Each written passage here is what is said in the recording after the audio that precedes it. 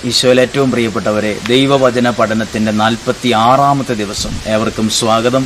നിങ്ങൾക്ക് വേണ്ടി പ്രാർത്ഥിക്കുന്നു. ഇന്ന് പഠിക്കുന്ന വചനമാണ് നിയമാവർത്തനം 33-ാം അധ്യായം 26-ാമത്തെ വാക്യം. യശറൂൺ, നിന്റെ ദൈവത്തെ പോലെ ആരുമില്ല. നിന്നെ സഹായിക്കാൻ അവിടുന്ന് വിഹായസ്സിലൂടെ മഹത്വപൂർണനായി മേഘത്തിൽ സഞ്ചരിക്കുന്നു.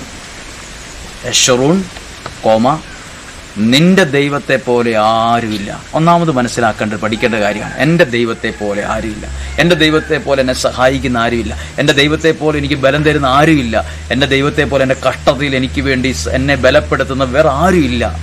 യശറൂൺ, നിന്റെ ദൈവത്തെ പോലെ ആരും എന്നെ സഹായിക്കാൻ അവിടുന്ന് വിഹായസിലൂടെ മഹത്വപൂർണനായി മേഘത്തിന്മേൽ സഞ്ചരിക്കുന്നു. എപ്പോഴും എൻ്റെ മുകളിൽ എന്നെ സഹായിക്കാൻ ഒരുങ്ങി ഒരു ദൈവം എൻ്റെ മുകളിലൂടെ എപ്പോഴും സഞ്ചരിക്കുന്നു എന്ന്.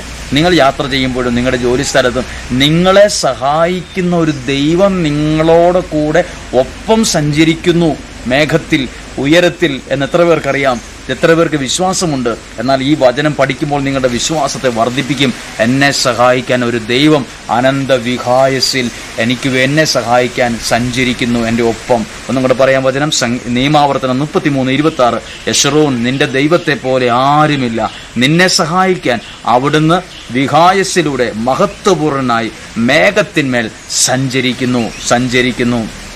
പ്രിയപ്പെട്ടവരെ, നിങ്ങളുടെ യാത്രകളിൽ നിങ്ങളോടൊപ്പം സഞ്ചരിക്കുന്ന, വെറുതെ സഞ്ചരിക്കുന്ന എന്നല്ല, നിങ്ങളെ സഹായിക്കാൻ നിങ്ങളോടൊപ്പം സഞ്ചരിക്കുന്ന ഒരു ദൈവമുണ്ട്.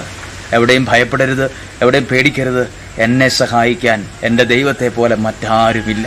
മറ്റാരും സഹായിച്ചിട്ട് കാര്യമില്ല. അതൊക്കെ കുറച്ച് നാളെ നിലനിൽക്കുകയുള്ളൂ, കുറച്ചൊക്കെ സഹായിക്കുള്ളൂ.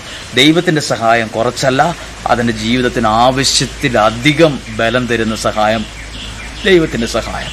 വലിയൊരു അനുഗ്രഹം ഈ വചനത്തിലൂടെ ബോധ്യവും ശക്തിയും ഉണർവും എല്ലാം ദൈവം നിങ്ങൾക്ക് നൽകട്ടെ. നിയമാവർത്തനം 33:26 നിങ്ങളുടെ ജീവിതത്തിൻ്റെ അകത്ത് ഒരു ബലം തരുന്ന, പ്രത്യാശ തരുന്ന, സന്തോഷം തരുന്ന, അതിലെല്ലാം ഉപരി വിശ്വാസം വർദ്ധിപ്പിക്കാൻ ഇടവരുന്ന ഒരു വചനമായിരിക്കട്ടെ. നിങ്ങൾക്ക് വേണ്ടി പ്രാർത്ഥിക്കുന്നു. ആമേൻ.